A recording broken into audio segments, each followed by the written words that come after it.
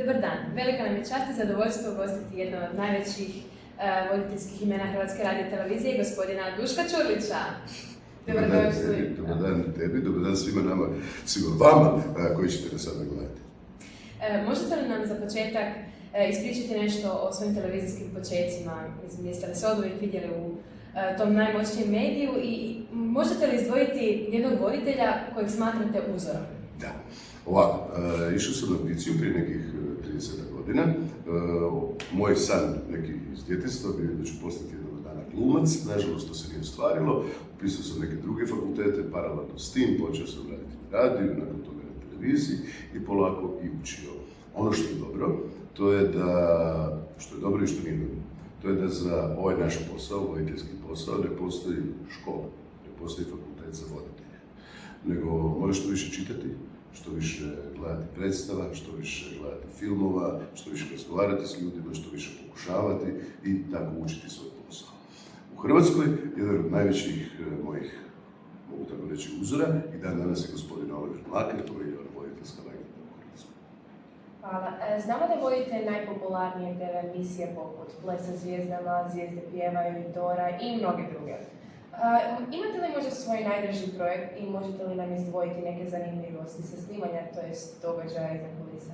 Da, jako puno emisije sam radio, neke od ovih koji si razvela, to su sve onako one velike produkcije, velike poslove koje onako svi vide, koji su najviše povećalom javnosti. Međutim, osobno, ako me pitaš, onda su mi to bile neke emisije gdje smo putovali po gradovima. To su obično bile ljetne emisije i recimo svaki dan bi iz drugoga grada radili. I onda bi tjedan dana išao od gradića do gradića na moru, tamo upoznavao nove ljude, nove običaje, neke normalne životne priče čuo.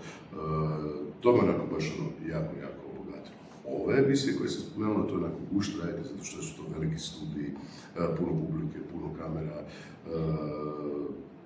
puno toga tamo naučiš. Ali ovako ljudski što bi ispunilo, to je upoznavanje ljudi po Hrvatskoj.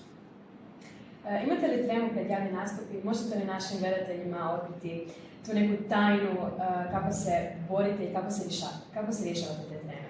Imam tremu od ovog našeg razgovora sada.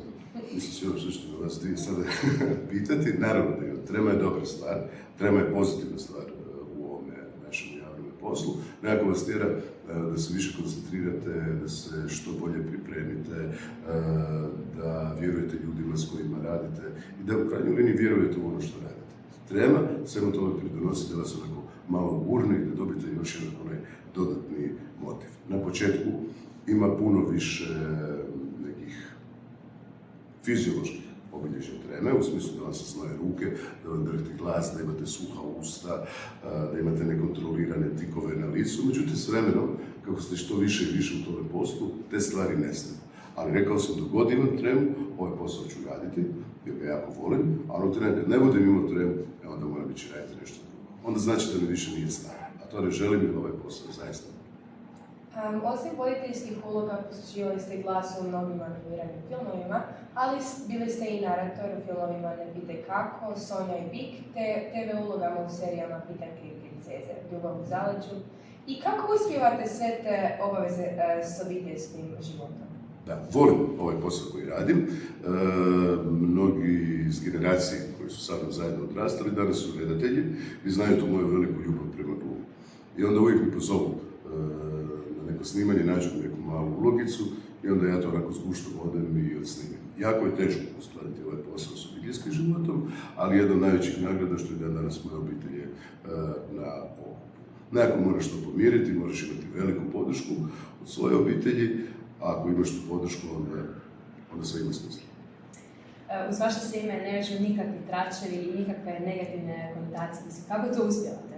Da, pa dobro, ne bih baš rekao da je tako, a u svakom od nas uvijek postoje neke tračevi, postoje neke priče, ali to je nekakav sastavni dio posla na koji se moraš naviknuti. Onoga trenutka kada si pristao raditi pred ljudima i raditi s ljudima, bilo kakav posao, bio ovoliko javni kao što je moj ili bilo koji drugi, uvijek ćeš imati neke priče koje će te pratiti. Koliko su te priče istinite ili nisu, to znaš samo ti.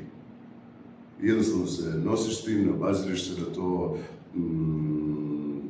pristao si svojim poslom na to da svatko može o tebi reći što želi, da te svatko jako dobro pozna, da zna sve tvoje mane, da imaš jako malo vrlina. To je normalna stvar u ovom poslu koji opet s vremenom se privikneš. Na početku nije lako, ali privikneš se. I kako biste se opisali koristeći 5 pridjeva? Znatiželj, štreber, sad nisu baš pridjevi to, ali dobro, ali kao neke karakteristike. Znatiželjan zato što uvijek svaki posao volim onako kompletno doživjeti. Dakle, znati što radi na snimanju osoba A, osoba B, osoba C, ne samo svoj posao. Štreber zato što volim biti jako dobro pripremljen, to znaju jako dobro i moje kolegice i sve. Mogu za sebe reći da sam i profesionalan, jer u onome trenutku ako prihvatim se nekoga posla, u tom trenutku zaista sve podređujem tom poslu, ponekad nažalost i na štetu svoga zdravlja, jer znate, puno puta vas se zna dogoditi da jednostavno dođete na posao da su prehlađeni. Zna se dogoditi da imate možda neke svojih obiteljskih, privatnih problema, da imate nekih ostalih stvari, ali bez obzira na to vi morate izaći na pozornicu i morate to odraditi. To je taj dio profesionalnosti. Znam biti nestrpljiv, to isto je jedna od mojih karakteristika.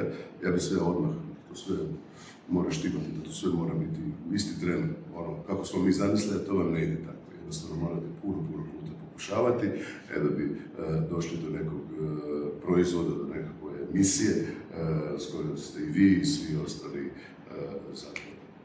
I ne znam koju petu karakteristiku rekao.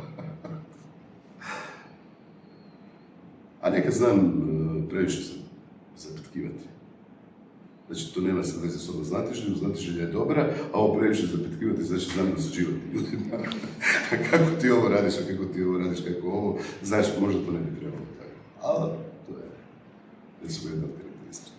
Hvala vam puno na gostovanju. Hvala i vama.